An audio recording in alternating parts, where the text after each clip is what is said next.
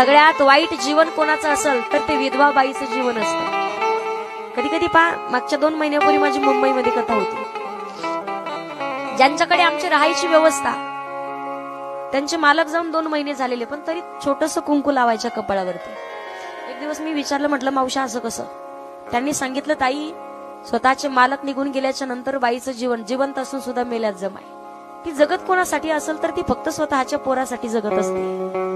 ती एकदा का स्वतःच सौभाग्याचं कुंकू निघून गेलं ना, शेजारच्या जर स्वतःला 2-4 गोष्टी सांगितल्या तर ती बाई आपल्याबद्दल गैरसमज निर्माण करून घेते. चौकात उभं राहून जर एखाद्या व्यक्तीशी 2 शब्द बोलली तर लोक चर्चा करायला चालू होतात. त्याच्याशीच का बोलली असेल, इथेच का हसली असेल, इथेच का बसली असेल. घरातले लोक सुद्धा व्यवस्थित बोलत नाही येत. त्यासाठी सांगितलंय, पती पत्नीची साथ ही शेवटपर्यंत. लेकरं म्हणतो आपण, म्हातारपणाचा आपली आधार आहे, आपली काठी आहे, पण तरी सुद्धा पती पत्नी शेवटच्या श्वासापर्यंत सोबत असावेत, तरच एकमेकाला किंमत राहते. Download ShareChat.